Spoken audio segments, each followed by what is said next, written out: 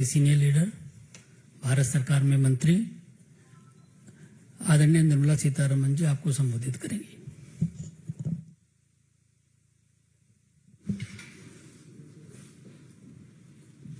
Thank you very much for being here on a Sunday. As Honorable MP, also media in charge, Anil Baluniji has said, PM has had a very impactful tour of the United States. And as we talk, he's in Egypt. I just want to very quickly, I understand Honorable Minister Smt Irani and also Minister Hardeep Puri has addressed you all about the visit of Honorable Prime Minister to the United States in great detail. I just want to bring to your notice a few highlights of the US visit, which are very important, and then carry forward to what is the visit's impact in Egypt. So, among the several things, the first emphasis is on the fact that it was a bipartisan invitation which was given to Honorable Prime Minister to address the Joint House. And it was a very significant event for the second time for a Prime Minister to be called to address a joint session of the US Congress and the Senate, and to have received such a standing ovation is a matter of pride for all of us in this country. And during that visit and during that speech in particular, Honorable Prime Minister has expressed very clearly where India and US relationships stand and what is it that it can do towards global order. So I'm extremely happy to say it was a visit where both India and United States have taken warmly to each other and established such steps towards greater realization of our national goals. Most often these visits also accompany with meeting of great eminent thinkers, leaders. So this visit also PM has had meetings with CEOs, various CEOs, Nobel laureates and so on. But what I would want to highlight is the fact that even yoga, which was done in the UN campus, had 132 nationalities participating in it. So it drew great attraction, and as a result, taking yoga to a level that has got recognition all over the world is a very important aspect that I would highlight. But from the announcements post the visit, I would like to highlight the fact that semiconductor supply chains, Micron technology, for instance, is likely to invest $800 million towards 2.75 billion semiconductor assembly and test facility in Gujarat. And this itself will give more 5,000 to more than 5,000 new direct jobs, and also 15,000 what we call indirect job, what they call as community level jobs. We are also becoming a part of an alliance of rare earths and materials. And in this, it is expected to support more than 2 billion planned investment. Center for the Semiconductor Center for Commercialization and Innovation, which is being set up in Bengaluru, will have in its first 5 years of operation itself, the center is expected to support more than 2 billion planned investments, 500 new advanced engineering jobs, and potentially another 2,500 jobs in manufacturing ecosystem. Now, this is a very big step forward. Similarly, Semiverse Solutions, which will train up to 60,000 Indian youth into artificial intelligence and use of semiconductor-related education and workforce development goals will get fulfilled. Critical mineral partnership, which I've already mentioned. Quite a few of these companies are coming out and wanting to set up these capacities in India because lithium and cobalt and the use of these rare earths are going to make the future of energy and energy transition. So that's a second. Space also had great lot of achievements. Advanced training will be provided. NASA will be providing advanced training to ISRO, and that will also help for a joint effort to the International Space Station in 2024. Advanced telecommunication has also had agreement. India and US launched public-private joint task force for the development and deployment of open RAN systems. I'm just giving you the highlights and not going into the details of everything. Quantum and advanced computing has also received a joint Indo-US quantum coordination mechanism. You know, it was announced as a part of our budget. And then they will also support joint research in artificial intelligence, quantum, and advanced wireless technologies. And then there is also the arrangement with the National Science Foundation, which is the US body, and it announced that 35 joint research collaborations will also happen with the India's Department of Science and Technology, and they have also signed a new cooperative arrangement with the METI ministries. Department of Atomic Energy has also had a share in the agreements, is making 140 million in-kind contribution to the US Department of Energy. And finally, the seventh item is on innovation and fiber optics investments.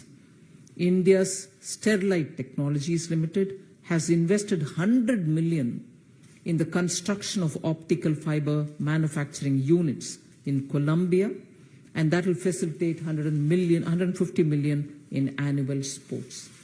But beyond all this, I'd certainly like to draw your specific attention for directly some very important defense production-related announcements. GE, which is the biggest of aeronautics companies, has signed an agreement with HAL for joint production of F414 engines, aircraft engines. Now, this will be made in India. 80% of technology is getting transferred. Now, I highlight this because it is HAL, about which repeatedly the Indian opposition sheds crocodile tears. What's happening to HAL? Bangalore, you're not doing much to it. Please understand, HAL is what is going to have this joint production agreement with the GE.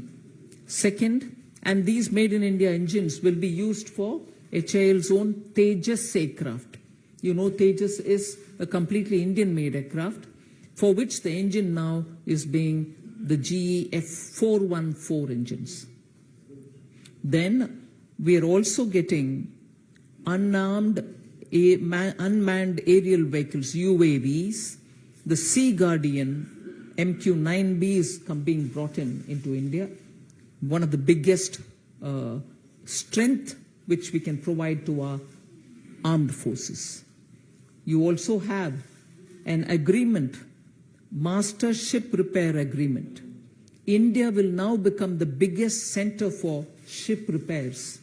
Already the US Navy has concluded an agreement with the Kattupalli, which is very close to Chennai, Larsen and Toubro shipyard, where India will be the center and will be the hub to repair most of the major ships. And further, they are also trying to sign up with Mazagon Docks in Mumbai and with also Goa shipyard. So is also 3 Indian liaison officers who are going to be placed in the US command, and this will be very good in building our mutual capacities, and also emphasize on the Defense Accelerated Ecosystem, IndusX, which was inaugurated on June 21st, 2023. This will be a network of universities, startups, industry, and think tanks. And this will facilitate in joint defense technology innovation. There are also several people-centric steps which have been taken. You heard Honorable Prime Minister himself announce that for the H-1B visa extension, Indian citizens do not need to come back to their home country, but they can renew it even being there. That will save a lot of effort for our own people, otherwise they keep coming back and waiting to get it renewed. You also heard that there are 2 new consulates which are getting opened, Bengaluru and Ahmedabad. Fulbright Kalam Climate Fellowship, additional facilities also being brought in. 100 additional US undergraduate students will study or intern in India. This is also being people-to-people measure. And those who are interested in knowing, India is funding the establishment of a Tamil Studies chair in University of Houston. Aviation deals, which are commercial deals, have also happened just in time before Honorable Prime Minister went to US. So you've heard about that. Many other commercial decisions which I'll draw your attention to are Amazon, which will bring $15 billion and 26 billion in the country to investments to be made here. You heard Alphabet Sundar Pichai talking about opening a fintech center, global fintech sector in Gujarat, and indigenization is happening there. So I've just given you some highlights of the visit to the United States. But this minute, I like to highlight the fact that during his visit, which is ongoing in Egypt, our Prime Minister has been awarded the highest award, Order of the Nile. This is one of the oldest in the sense it existed in Egypt even before Egypt became a republic. During the emperor's rule earlier, also they had this award, but in 1953 this award was restarted under the Republic of Egypt, and it's the highest award being given, and it's a proud moment for India. Honorable Prime Minister has received the highest civilian awards from 13 countries together with this award, and of which 6 of them come from countries which have population which is highest in Islamic Muslim population. 6 Muslim-dominated population countries, totaling, all of them total to 13, 6 plus the rest, so total 13 countries have given. And in this visit, I like to highlight a few things which are equally important. Honorable Prime Minister was welcomed by the Prime Minister himself of Egypt. Just one minute, get the papers ready. And other than being received by the Prime Minister himself, the Grand Mufti of Egypt has also received him and given him all the honors. In Egypt's history, the Grand Mufti holds a very high and respectable position. He was received by them. Other than that, the Indian Muslim community called the Bohras, they run a very big mosque there, and in that mosque, Honorable Prime Minister was invited and taken to visit, and even that has gone down so well. The chief of that mosque has also received Prime Minister. This visit is of a Prime Minister of India coming after 26 full years, when the last visit of Honorable Prime Minister from India had happened. So this visit has attained quite a high prominence in Egypt. Other than meeting the Indian community, he had also set up an institution of excellence even there. So I think this visit to Egypt attains great importance. मैं ज़्यादातर English में बोल दिया, request आ रही है अनिल बलूनी जी से थोड़ा हिंदी में बोलने के लिए। सिर्फ मैं इतना कह सकती हूं कि अब तक मैंने यूएस विजिट के बारे में संक्षिप्त में बोला है, क्योंकि इससे पहले माननीय मंत्री स्मृति ईरानी जी भी और हरदीप पुरी जी भी आपको विस्तार से इस विषय में आकर आपसे संबोधित किए, मगर मेरे तरफ से ये मैं जानकारी आपको देना चाह रही हूं कि भारत की प्रधानमंत्री जी का सेकंड जॉइंट सेशन में बात करने का मौका हर बार किसी को मिलता नहीं है। अब तक जितने भी लोगों को मिले, बहुत कम लोगों को ही ये अपॉर्चुनिटी मिला है। और जॉइंट सेशन एड्रेस करने के लिए बाईपार्टिसान इनविटेशन आया है, मतलब दोनों रिपब्लिकन्स भी डेमोक्रेट्स भी प्रधानमंत्री जी को इनवाइट किए एड्रेस करने के लिए। इस विजिट के दौरान अच्छा सा बहुत सारे टेक्नोलॉजी ट्रांसफर रिलेटेड विषय भी, डिफेंस प्रोडक्शन की टेक्नोलॉजी जो आवश्यकता पड़ती है वो सब का भी, पर्टिकुलरली हिंदुस्तान एरोनॉटिक लिमिटेड के साथ जो बेंगलुरु में स्थित गवर्नमेंट के कंपनी है, उसके लिए भी टेक्नोलॉजी और इंजन प्रोडक्शन का जो एग्रीमेंट हुआ है वो मैं मानती हूं बहुत अहम है। फिर जॉब क्रिएटिंग विषय में भी एग्रीमेंट्स जो उधर हुआ है, उसके कारण इधर टेक्नोलॉजी आना, इधर इन्वेस्टमेंट बढ़ाना और गूगल जैसे कंपनी और ज्यादा कमिट करना कि हम आकर के भारत में पूंजी निवेश ले आएंगे, ऐसे करने से हमारी रोजगार बहुत लेवल तक बढ़ाने का संभावना है। फिर इजिप्ट के विषय में भी मैं ये बात आपके सामने रखना चाह रही हूं। दुनिया में मुस्लिम पॉपुलेशन जहां मेजॉरिटी में है या ज्यादा संख्या में है, उनमें से 6वें स्थान पर है इजिप्ट। ऐसे देश में भारत के प्रधानमंत्री को सर्वोच्च एक सम्मान मिलना, ऑर्डर ऑफ नाइल मिलना, ये इसमें एक संदेश मिलता है कि ऐसे देशों में, ये probably 6th country, Islamic country जिसमें पॉपुलेशन ऑफ मुस्लिम्स ज्यादा है, ये ऐसे 6th कंट्री से भारत के प्रधानमंत्री नरेंद्र मोदी जी का ये अवार्ड मिलना बहुत ही संतोष का विषय है। अब तक 13 कंट्रीज से, इजिप्ट इंक्लूसिव 13 कंट्रीज से ऐसे हाईएस्ट ऑर्डर माननीय प्रधानमंत्री मोदी जी को मिला हुआ है। इसीलिए मैं मानती हूं इजिप्ट के विषय में ग्रैंड मुफ्ती का स्थान बहुत अहम है। उन सोसाइटीज में मुफ्ती का स्थान बहुत ही सम्मानजनक माना जाता है। ग्रैंड मुफ्ती का भी प्रधानमंत्री जी से भेंट हुआ। फिर भारत के बोहरा कम्युनिटी इजिप्ट में बहुत अच्छा संख्या में प्रेजेंट है, वो उस कम्युनिटी से भी प्रधानमंत्री जी का मीटिंग हुआ। मैं मेरा ओपनिंग स्टेटमेंट में इतना कहकर क्वेश्चंस के लिए छोड़ देती हूं।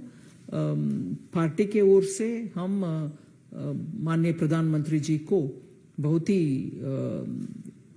हर्ष व्यक्त करते हैं और उनको बधाई भी देना चाहते हैं कि अवार्ड मिला है और भारत के स्थान उनके मेहनत के कारण आज इतना ग्लोबल स्तर पर रिकग्निशन मिल रहा है। उसके लिए भारतीय जनता पार्टी के ओर मैंने बहुत ही आनंद व्यक्त करना चाहती हूँ। Thank you. Jatin, Ma'am, you will briefly explain the Prime Minister's visit in US, achievements and the significance. But concerns have been raised about how minorities are treated in the country. Opposition parties allege they are offering double standards while treating minorities. What do you have to say on that? I think on this question, I've briefly explained also as to how out of the 13 awards that he's been given till now as Prime Minister of the country, 6 have been given by countries where Muslims are in majority. Honorable Prime Minister himself during the press conference in US has said how his government works on Sabka Saath Sabka Vikas principle and doesn't discriminate against any community whatsoever. But the fact remains that repeatedly, when people join in this debate and highlight issues which are non-issues in a way, because if there are issues in states which are to be raised, they are being raised at the state level. Law and order is a state subject. People are taking care of it. Elected governments are there in each of the states which respond to it. To just allege without basic data in hand just tells us that these are organized campaigns which purposely are being leveled at the doorstep of the Prime Minister. Otherwise, why would countries give such an honor to Prime Minister? And why would there be a distortion in understanding how India and its minority population, irrespective of which religion they belong to, minority population, are being part of the Indian mainstream? Any question? Anand Pandey, TV9.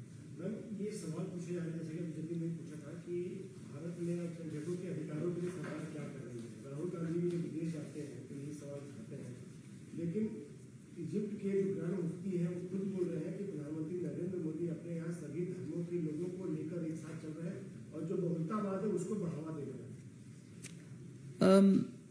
आप सही कह रहे हैं कि grand Mufti of Egypt भी ऐसे बयान दे रहे हैं, मगर मैं मानती हूं कि इस देश में ही क्योंकि राजनीतिक तरीके से बीजेपी एनडीए गवर्नमेंट के खिलाफ, प्राइम मिनिस्टर मोदी के खिलाफ चुनावी रास्ता में, ठीक है ये कर्नाटका में एक जीत हुई उसको मैं बोल नहीं रही हूं, मगर राजनीतिक रास्ते में चलते हुए जीतने का उनका संभावना नहीं दिख रही, इसीलिए ऐसे कैंपेन चला रहे हैं। और इसमें कांग्रेस पार्टी का रोल पिछले चुनाव से और उससे पहले वाले चुनाव से भी बहुत ही स्पष्ट दिखता है, जहां पाकिस्तान में जाकर के उनके मदद मांग रहे हैं कि भारत में सरकार बदलना है, आप भी एक हाथ जोड़ो करके। और ऐसे टूल किट्स जो विदेश में चलती है उन सबको भी अभी काम में लगाया हुआ है। इसलिए मुझे लगता है कि उनका अपने आप के ऊपर भरोसा नहीं है कि जनता उनका सुनेंगे, इसीलिए ऐसे रास्ते अपना करके प्रधानमंत्री जी के खिलाफ ऐसे एलिगेशन डाल रहे हैं जो बेबुनियाद है। और ऐसे एलिगेशन डालने वाले का पीछे भी देखना चाहिए। जो कल मेरे बहुत ही आश्चर्यजनक हुई कि उसी समय जब माननीय प्रधानमंत्री जी यूएस में कैंपेन कर रहे हैं, उस समय कैंपेन मतलब भारत के विषय में सबके सामने विषय बोल रहे हैं, उस समय एक पूर्व राष्ट्रपति यूनाइटेड स्टेट्स का बयान दे रहे हैं भारत के मुस्लिम्स, जबकि विदेश के विषय के बारे में मैं थोड़ा संयम रखते हुए बोल रही हूं। यूनाइटेड स्टेट्स के विषय में हम अच्छा फ्रेंडशिप चाहते हैं, मगर उधर से भी भारत के रिलीजियस टॉलरेंस के ऊपर एक यूएससीआरएफ है, उनके कमेंट्स आ जाता है। राष्ट्रपति जी ने कुछ बातें बोल रहे हैं जहां शायद 6 देशों के खिलाफ जहां मुस्लिम पॉपुलेशन डोमिनेंट है, बॉम्बिंग हुई उन्हीं के कालों में, सीरिया से लेकर के यमन के लेकर के सऊदी के लेकर के इराक के लेकर के बॉम्बिंग नहीं हुआ। मोर देन 28,000, मेरे पास इतना स्पष्ट डेटा नहीं है, 7 कंट्री के खिलाफ उसी समय झगड़ा, वॉर लाइक सिचुएशन डेवलप हुआ और मोर देन 26,000 बॉम्ब्स वे ड्रॉप्ड। ऐसे जब कंट्रीज उनके अपनी तरफ से उनके राजनीतिक निर्णय के बारे में वो करते हैं, भारत के खिलाफ एलिगेशन डालने में कहां उसको सुनने वाले लोग भी भरोसा रखेंगे। इसलिए मैं मानती हूं ये सब हमारे विपक्ष भी बाहर जाकर के बात करने के समय भारत के हित में नहीं बात करते हैं, क्योंकि प्रधानमंत्री मोदी जी को वो डिफीट कर नहीं पाएंगे, ऐसे लोगों को उछालते हैं और वो भी इनके कारण इस बहस में शामिल हो जाते हैं बिना ग्राउंड लेवल डिटेल्स को लेते हुए। विनीत, TV18। मैम, जिस तरह से आपने बताया कि 6 मुस्लिम देशों का सर्वोच्च नागरिक सम्मान पीएम को मिला है, लेकिन कई मुस्लिम नेता जो है या फिर कई राजनेता जो है पीएम नरेंद्र मोदी की मुस्लिम नीति को लेकर के लगातार विरोध करते रहते हैं। ओवैसी की सभा में हमने देखा महाराष्ट्र में, औरंगजेब के नारे लगे, औरंगजेब जिंदाबाद के नारे लगे, कैसे देखती है मैम इसे? नहीं, ये सब मैं यही बात करने के लिए कोशिश करते हैं. I wish to say this in English. You may please get it translated in Hindi. I find this deliberate attempt to vitiate the atmosphere in this country because they think they cannot win against the developmental policies of Prime Minister Narendra Modi. Whether giving the poor a house, a toilet, electricity or cooking cylinder, to giving samman to women, to making sure that every policy of the government works for the poor, and understanding democracy and supporting democracy. They are just not able to defeat Prime Minister Modi on these things, and therefore they create an atmosphere where people think there is insecurity in this country. Tell me, how many people who are speaking in this country have even been questioned? All those people who are questioning Prime Minister Modi's achievements should please put on table their own achievements before they bring in allegations like this. बहुत बहुत धन्यवाद. Can you share what is the step for the money? The Home Minister ji has spoken about it, so there's no need. Yesterday there was an all-party meeting also. There's no need to add on to it.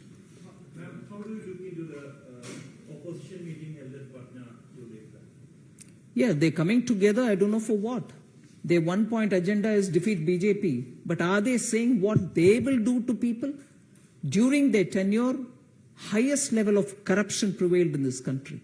Whereas now, 9 years have passed by, only development and development-related activities are happening, not one whisper of corruption. So first let them offer as to what they will do to the people rather than say, if you have to defeat Modi. That cannot be a negative agenda, cannot be what people want to hear from you.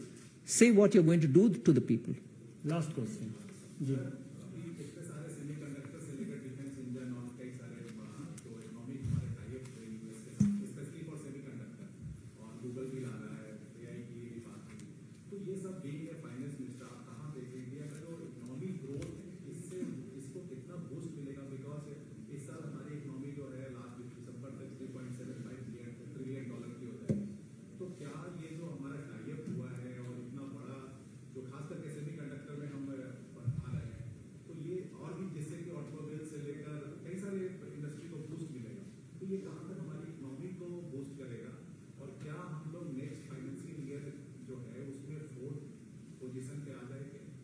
नहीं, उसके लिए definitely मेहनत हो रही है. वो विषय आपके संज्ञान में रखना चाह रही हूँ. मगर ये सेमीकंडक्टर और इन्वेस्टमेंट इन सच टेक्नोलॉजीज इतना रैपिड स्पीड में भारत देश में हो रही है, जिससे सीधा असर जनता के ऊपर पड़ रही है. और जो अभी यूएस में साइन हुआ कि 65,000 हमारे लोगों को इस कारण ट्रेनिंग भी देंगे आर्टिफिशियल इंटेलिजेंस में, मतलब तुरंत हमारे युवा को इन एरियाज में सास, सॉफ्टवेयर एज ए सर्विस, इसमें भी डेटा सेंटर्स में, ग्लोबल डेटा सेंटर्स में भी ये सब काम में आएगा. तुरंत इसका असर हमारे देश में पड़ेगा. मैं नास्कॉम के एक डेटा आपके सामने रखना चाहती हूँ, सब्जेक्ट टू करेक्शन. ग्लोबली मान लीजिए ग्लोबल डेटा सेंटर्स जो बड़ा बड़ा व्यवस्था है, डेटा होल्डिंग का, डेटा शेयरिंग का, डेटा प्रोटेक्शन रिलेटेड अंशों का ऊपर, और उसको डीप डाइव करने के लिए, डेटा का उपयोग करने के लिए ग्लोबल डेटा सेंटर्स बना रहे हैं पूरे दुनिया में. जहां तक मैंने सुना, अगर 100 सेंटर्स ऐसे दुनिया में सेटअप हो रही हैं, भारत में ऑलरेडी 50 हैव बीन सेटअप. आप नंबर का उदाहरण मैं सामने इसीलिए रख रही हूं, अगर पूरे दुनिया में 100 सेंटर्स रख रहे हैं, भारत में 50 सेंटर्स का ऑलरेडी एस्टैब्लिशमेंट का काम पूरे होने के कगार में है. और जो बाकी 50 दुनिया में हैं, उसमें काम करने वाले हमारे ही लोग जा रहे हैं.